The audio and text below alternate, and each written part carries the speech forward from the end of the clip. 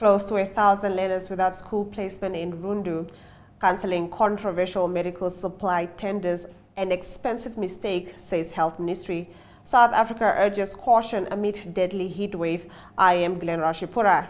And I am Aina Kweyo, here to bring you the latest news, both local and international, ranging from current affairs, community stories, sports, economics, here on NMH at 1. Stay with us.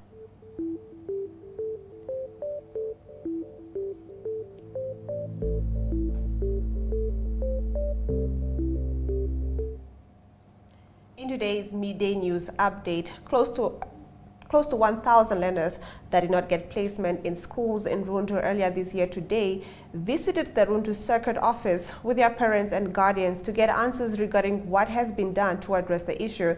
It was reported that tents would be erected for the hundreds of learners. However, that promise, which led to frustration from parents and learners alike. The group also proceeded to the Rundu police station where they sought guidance for them to hold a peaceful demonstration. Let us know on your Facebook platforms what you think of this story, and remember to keep engaging us on social media throughout the broadcast. The visual news coming up after the break. Stay with us.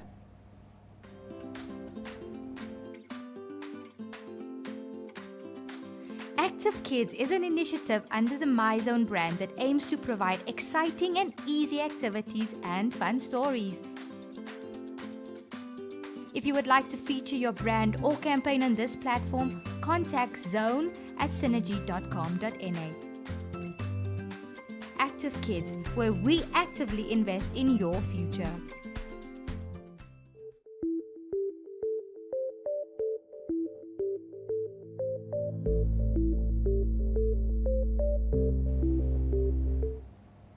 Getting into our visual news segment, a group of 18 unemployed teachers from Rundu have established a school on their own as a way of assisting government with the issue of overcrowded classrooms in schools in the town. One of the teachers, Jesaya Shindiba, narrated how the initiative started and how things are going. The school's name is Tuhingireni Kuma Combined School.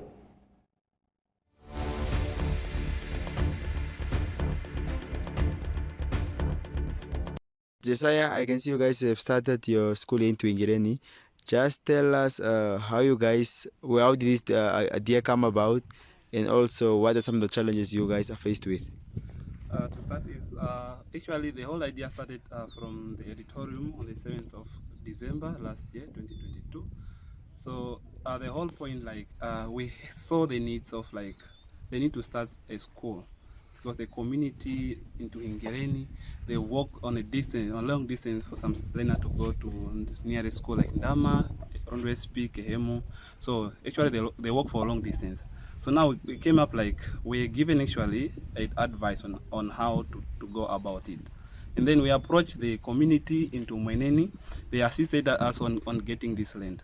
So the challenge that we faced actually in starting up, starting capital, on building infrastructure as you are seeing it here, actually is very challenging.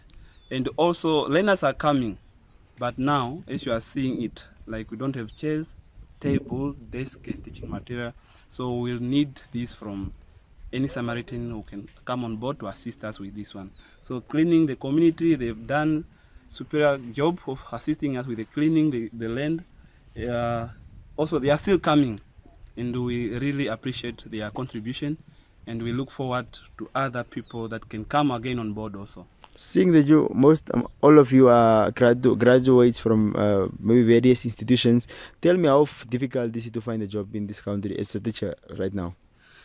It's actually it's really difficult to find a job, because you go to one school whereby they are calling for one post. They are calling over 200 graduates to go to sit for one post.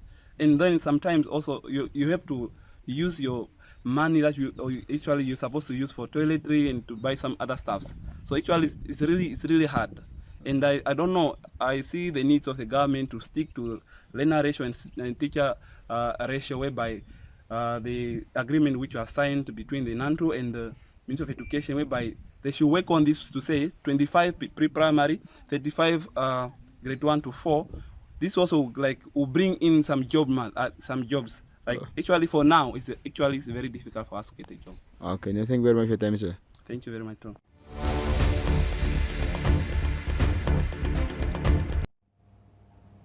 Both the Ministry of Health and the Central Procurement Board of Namibia have warned that cancelling the medical supplies tenders would prove to be an expensive mistake. We will find out how in the newspaper review segment after the break.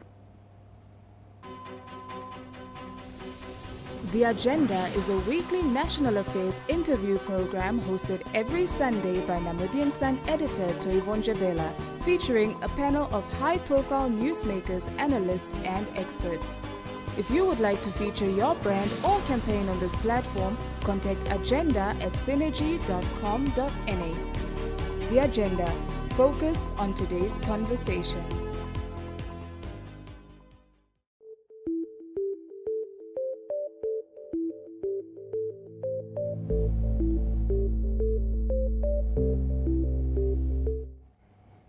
Let's find out what the lead stories are in your daily newspapers. The Namibian Sun updates on the controversial tenders which have been widely condemned by the public, with both the Ministry of Health and the Central Procurement Board of Namibia having warned that cancelling the medical supply tenders would prove to be an expensive mistake. CPBN said there is neither legal nor moral basis to cancel the tenders, adding that even President Hage Geingob, who has been roundly urged to intervene, has no direct authority to do so. The CPBN's administrative head, Eamon Gavetene, speaking on the Evening Review program on Monday, said cancelling the bids would result in the Ministry of Health having to employ emergency bidding for urgent medical supplies, resulting in higher cost. He added that the cancellation of the airport tender, which many are using as an example that Geingob must replicate, was a different matter that had no urgency.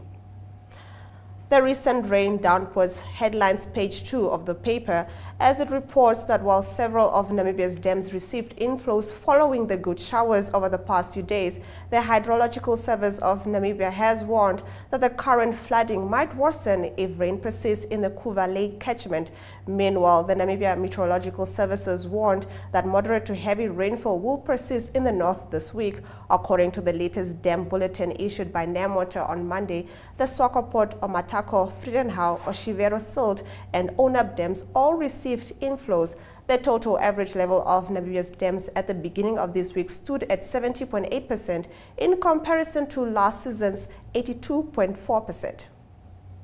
A story of hope leads today's Republican newspaper, which reports on the 18 qualified teachers from Rundu who, after struggling to find jobs, have started constructing a school in their neighborhoods. They are determined to ease government's headache of overcrowded classrooms, they said. Situated in Rundu's Tuhungireni informal settlement, the Tuhungireni Kuma Combined School was established this year following the initiative by jobless teachers who opted not to sit at home with their qualifications. Instead, they are determined to make use of the knowledge they acquired from university to educate the Namibian child. Some of the teachers graduated in 2019 and have yet to secure jobs. On page 3, the paper reports that in a courtroom showdown set for this Friday, the City of Bantu Council, through its lawyer Patrick Kauta, is demanding City Police Chief Abraham Kanime to repay all salary payments, including 3/13 check, as well as monthly housing and car allowances paid to him from May 2020 when he was allegedly unlawfully appointed. Today, the Allgemeine Zeitung leads with the power supply crisis in South Africa, from where Namibia draws most of its electricity. The situation is bound to threaten Namibia and, in fact, become a serious challenge for the entire Southern African development community. Namibia receives around 60% of its electricity from the so-called South African power pool. About half of that comes directly from South Africa. NamPower, under instruction by the cabinet for some time now, is bent on reducing that inherent supply risk. It has given an update of various projects that aim to supply an additional 220 megawatts out of local resources. As and while the developments on the green hydrogen front are moving forward, international interest in Namibia is also growing. As part of the long-standing relationship between EU and Namibia, 2 EU commissioners are now visiting Namibia to deepen such cooperation. The Algemeine Zeitung today writes about this visit on its page 3 about the visit of the EU Commissioner for International Partnership, Jutta Urpelin, and the EU Commissioner for International Marketing, Thierry Breton. During their visit, which continues today, the 2 representatives will, among others, also meet President Hage Geingob and Deputy Prime Minister Nandi Daitwa. We'll be right back with more newspaper review after the break. Stay with us.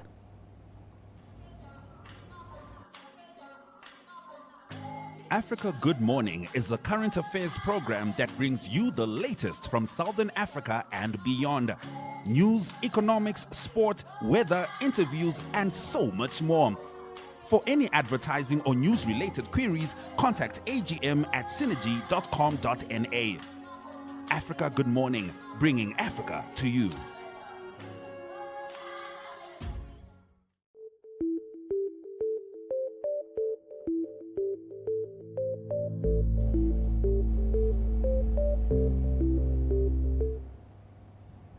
Let's continue with our newspaper review. The Namibian reports that the Agro Marketing and Trade Agency has failed to protect the interest of state-owned agriculture company when AMCHA went into a $57 million Namibian property deal with businessman Erastus Chico Shapumba.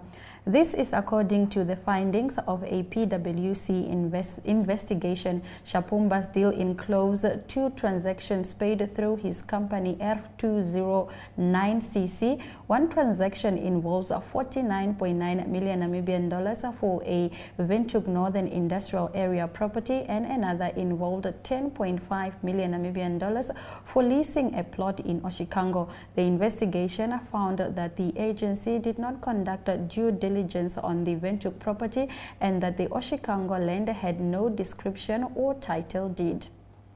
The paper also reports on its page 3 that the Bank of Namibia says cryptocurrencies do not have a legal tender status in Namibia, as the bank does not recognize the use and acceptance of virtual assets as legal tenders or electronic money. The paper also reports about 5 million Namibian dollars is needed for the renovation of accommodation structures at the Okanja Combined School.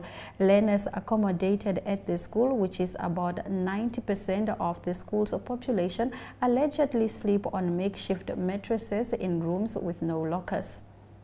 According to New Era, despite not receiving formal education or mechanic training, Gabriel Ngohoto-Kepo has the heart, mind, and hands of a game-changing innovator. The security guard turned scrap metal electric wires and an old motorcycle engine into a fuel-efficient rugged vehicle, which he calls his Land Cruiser. He estimates that the vehicle can run up to 20 kilometers per hour and it can reach up to 80 kilometers on 2 liters of petrol. The vehicle also has a sound system.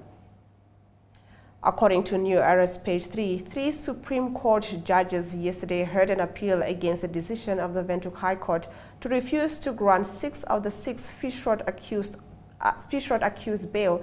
Now, former Justice Minister Saki Shangala, former chair of the National Fishing Corporation of Namibia, James Hautu Kilipi, his cousin Piers Mwatelulu, former Fishco CEO Mike Ngihipunya, Othniel Shidofonia, and Philippus Mwapopi lodged the application in November 2021.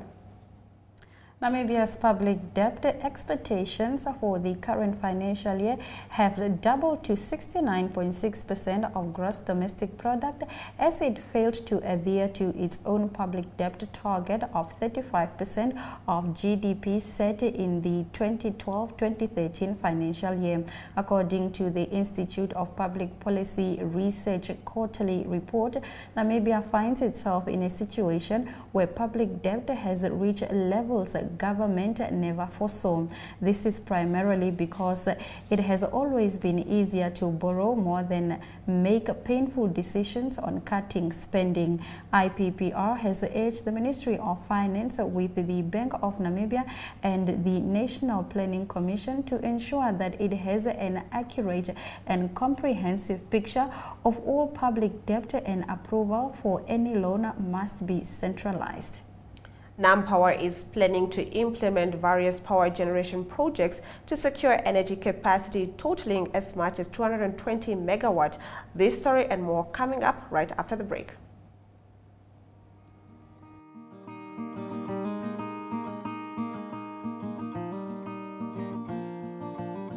AgriMonitor is jou weeklikse landboukundige program wat jou die jongste nuus in die landbouverwante bedryf en onderwerpe wat daaraan gekoppel is bring.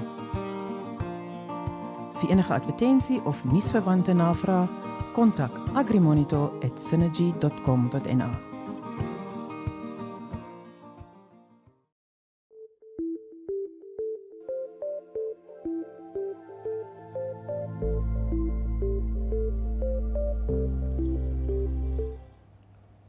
Let's continue with economic news.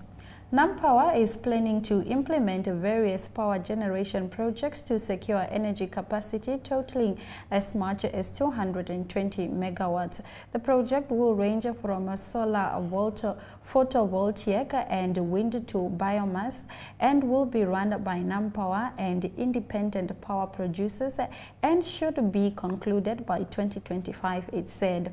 As the project reaches completion, they will over a period of time reduce our reliance on imports and increase self-sufficiency and improve security of supply. These projects form part of the ministerial determination of 2018 and NamPower's integrated strategy and business plan for 2020 to 2025, the company added.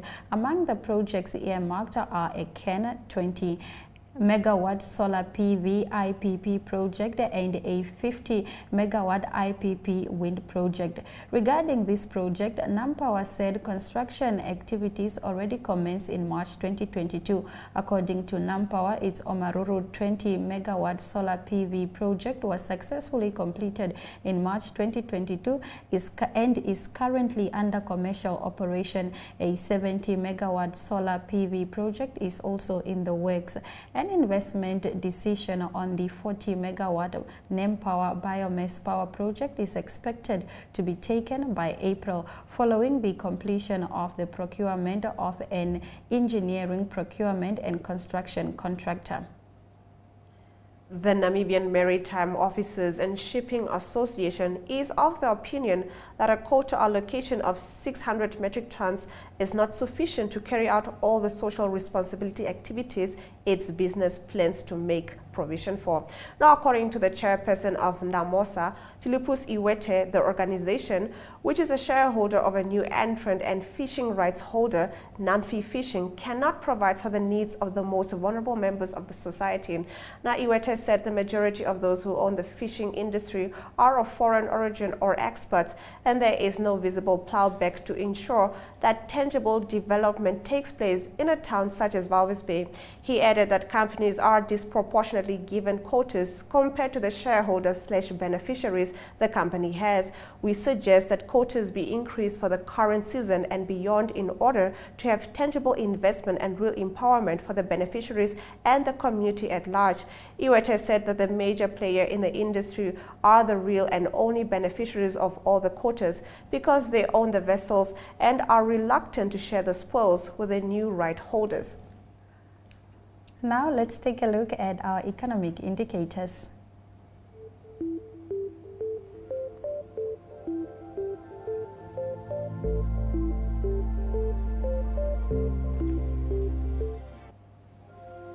The Namibian dollar is up in value against the British pound and Chinese yuan, while dropping up by 0.1% against the euro. First Rand Namibia Ltd stock prices have increased on the NSX by a small margin, while MTC stock are now trading for $7.02. Local index have closed 0.02% lower, while overall index have dropped by 0.96%. Copper and Brent crude oil have seen a price drop, while other commodities have increased in price. The South African government has urged people to take caution as the death toll from an ongoing heat wave in parts of the country rises to 8. This story and more news from the African continent after the break.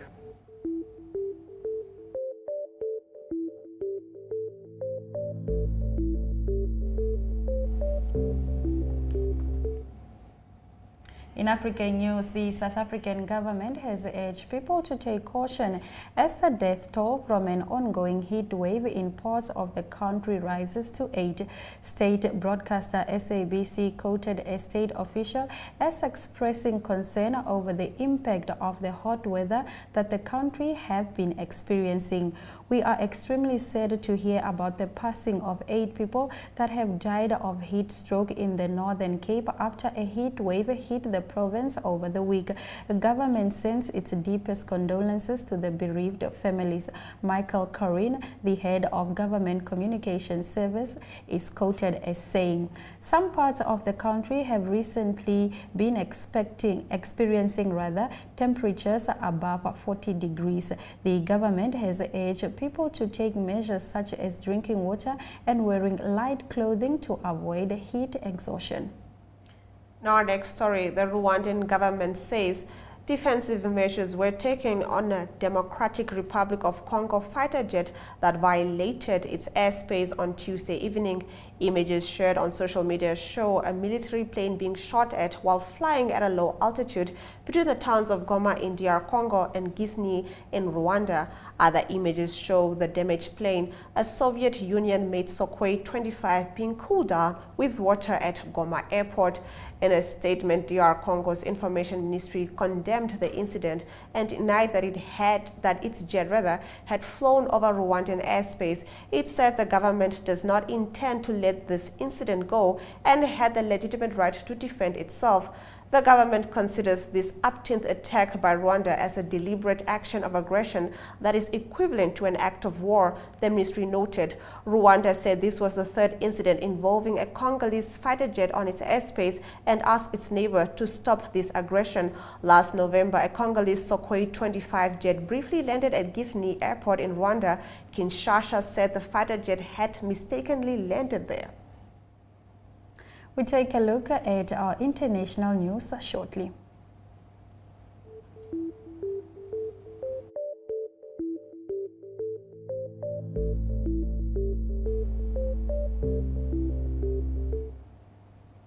Ukrainian President Volodymyr Zelensky fired at least 9 top officials on Tuesday as his government battles claims of bribery and officials splurging on lavish lifestyles during the war. 4 deputy ministers and 5 regional governors were sacked by Ukraine's cabinet on Tuesday, according to the Telegram channel of Oleg Namyshinov, the secretary of the cabinet of ministers. Ukraine's Deputy Prosecutor General Oleksiy Samonyeka also announced his resignation on the same day, the BBC reported.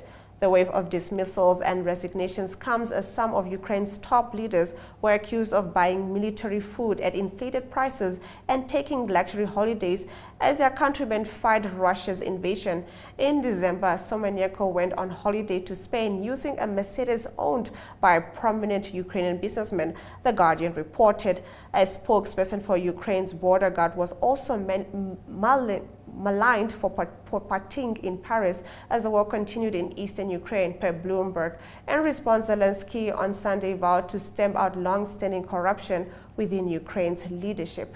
Ukraine would see no return to the way things used to be, he said in a video address, adding that the coming week would be the time of appropriate decisions. We take a look at our local sports after the break. Stay with us. Take a load off and tune into another episode of Brave Namibia as we take a look at both ordinary and extraordinary Namibians. Brave Namibia is broadcasted on NTV Saturdays at 6:30 p.m. and oneup2.com, as well as broadcasted on the following Facebook platforms on Wednesday at 5:30 p.m. Republican, Algemeine Zeitung, Namibian Sun, and all Namibia Media Holdings pages. For more information, contact the Brave team at brave@synergy.com.na. Brave Namibia, for the ordinary and extraordinary Namibians.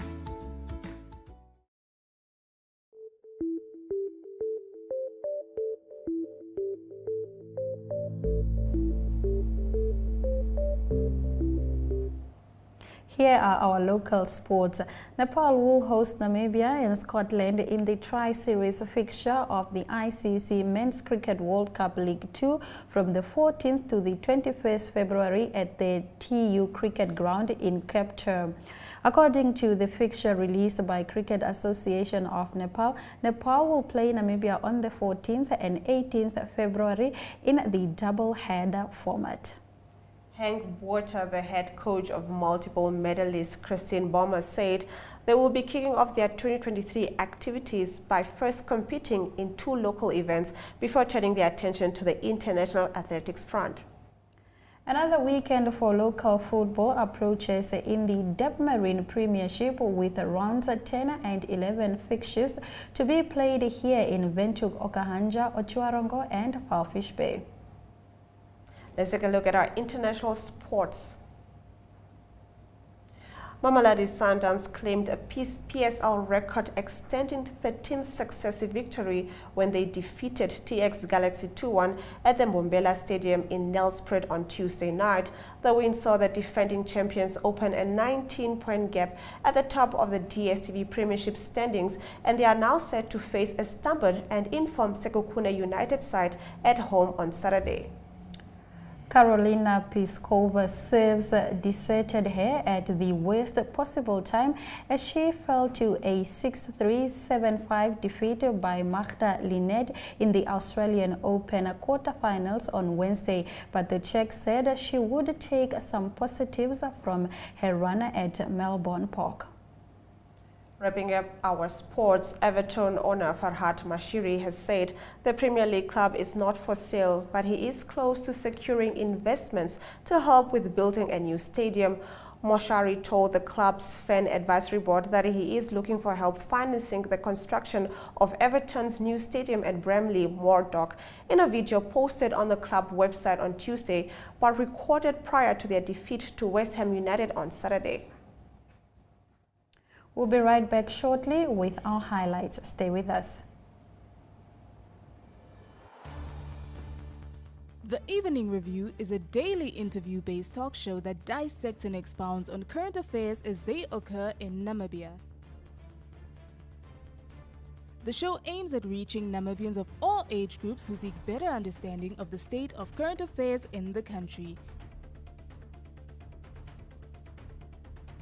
This show is broadcasted on NTV, 1up2.com and cross-shared on the following Facebook platforms, Namibian Sun and Namibia Media Holdings. The Evening Review focuses on interviews, latest news and up-to-the-minute current events. Contact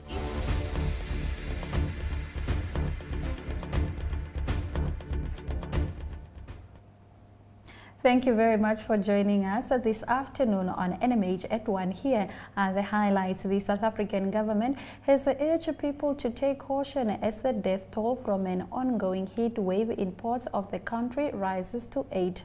Ukrainian President Volodymyr Zelensky fired at least 9 top officials on Tuesday as his government battles claims of bribery and officials splurging on lavish lifestyle during the war.